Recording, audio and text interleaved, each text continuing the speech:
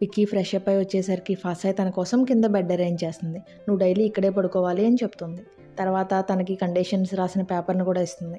Condition number 1, రూమ్లో ఉన్నప్పుడు నువ్వు నా దగ్గరికి అస్సలు రాకూడదు, నాకు కొంచెం డిస్టెన్స్ మెయింటైన్ చేయాలి అని చెప్తుంది. అది వినగానే విక్కీ వెంటనే వెనక్కి వెళ్ళి నుంచుంటాడు.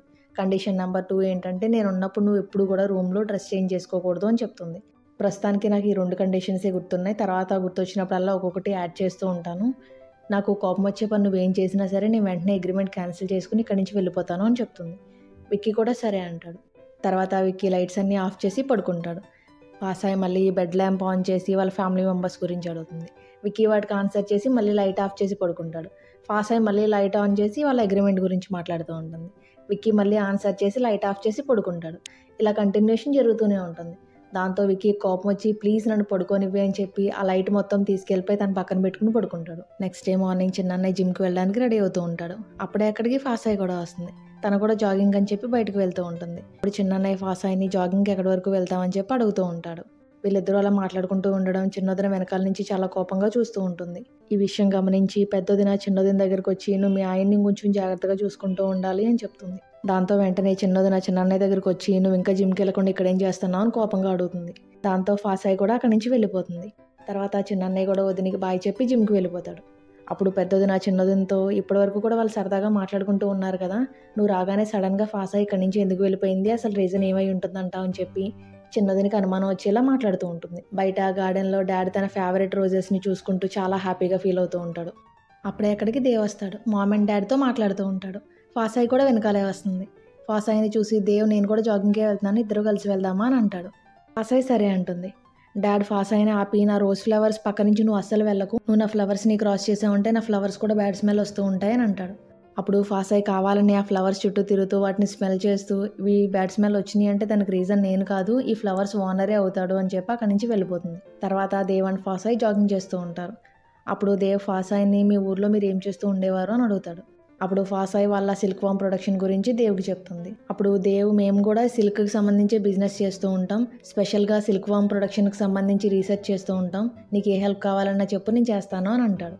దాంతో ఫాసాయ్ చాలా హ్యాపీగా ఫీల్ అవుతుంది. తర్వాత అందరూ బ్రేక్ఫాస్ట్ చేస్తూ ఉంటారు. అప్పుడు డాడ్ ఫాసాయ్తో బఫెలో మీట్, రైస్ అలాంటి చీప్ ఫుడ్స్ ఏమి నీకు రాత్రి తినడానికి దొరకలేదు కదా, మరి నీకు నిద్ర బాగా పట్టిందా అని అడుగుతాడు.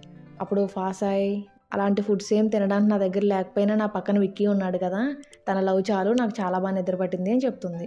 యాజ్ యూజువల్ ఇంట్లో ఎవరికి కూడా ఫాసాయ్ ఏం చెప్పిందో ఏం అర్థం కాదు. అప్పుడు మెయిడ్ వాళ్ళందరికీ కూడా ట్రాన్స్లేట్ చేసి చెప్తుంది.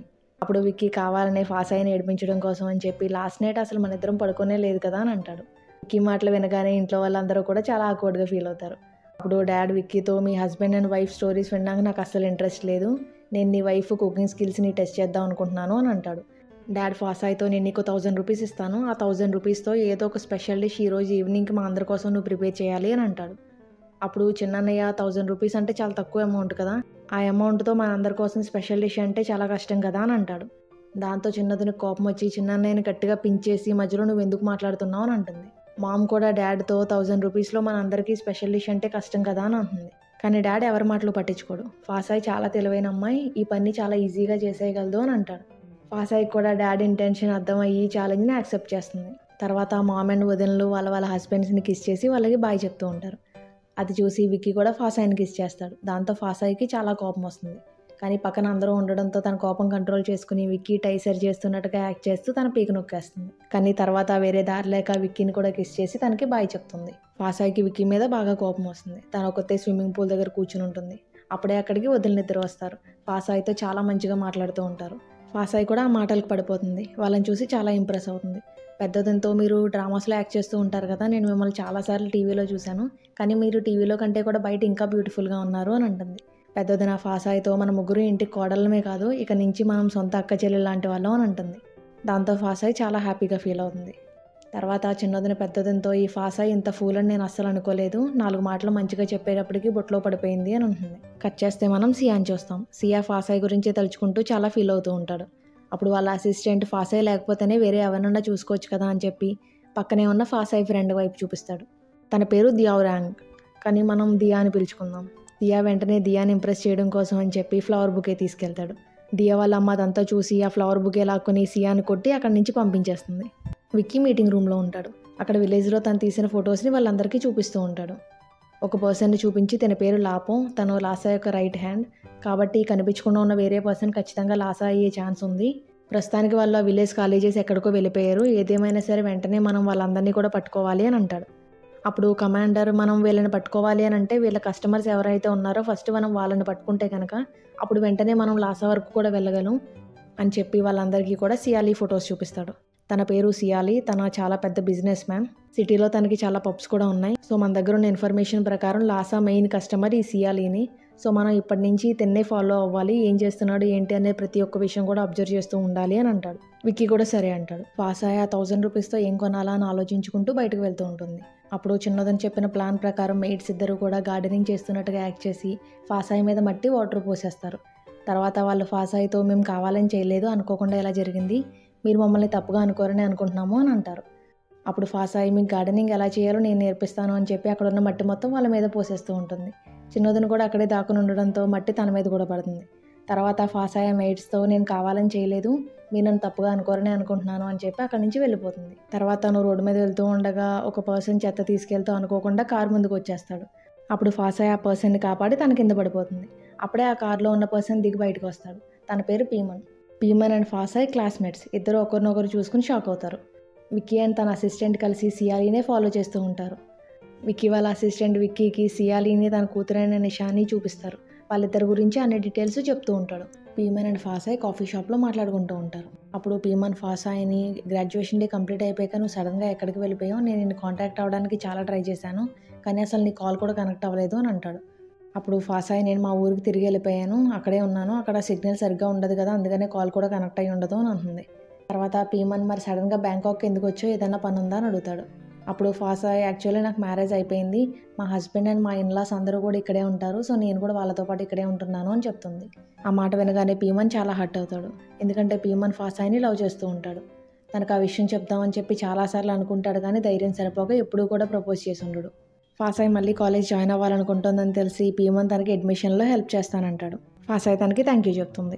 డాడీ ఇంటికి తొందరగా వచ్చేస్తాడు. మామ్తో ఫాసాయ్ ఈరోజు ఏం చేస్తుందో నేను చూస్తాను, తను ఖచ్చితంగా ఛాలెంజ్లో ఓడిపోతుంది, అయినా ఆ పల్లెటూరు పిల్లలు నేను ఎప్పటికీ నా కోడలుగా అస్సలు యాక్సెప్ట్ చేయను, అయినా తన దగ్గర ఏం రీజన్ ఉందని నేను యాక్సెప్ట్ చేయాలి అని అంటాడు.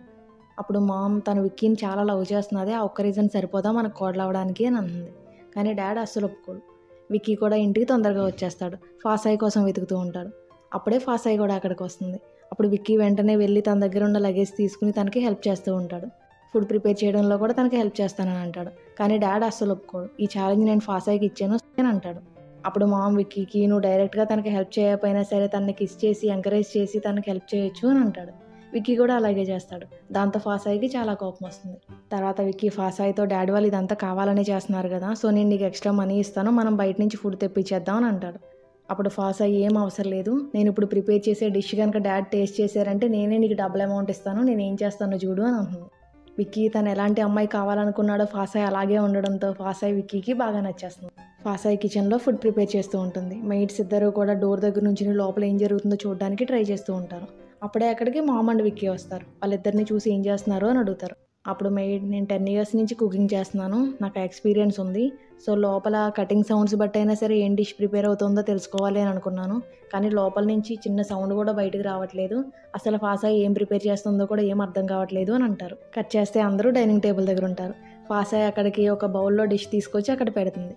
డాడ్తో నేను సూప్ ప్రిపేర్ చేశాను, అది కూడా ఈల్ ఫిష్తో, ఇది చాలా మంచిది, చాలా హెల్తీ కూడా అని చెప్పి అందులోంచి ఫిష్ని బయటకు తీస్తుంది. అది చూడడానికి స్నేక్లా ఉంటుంది.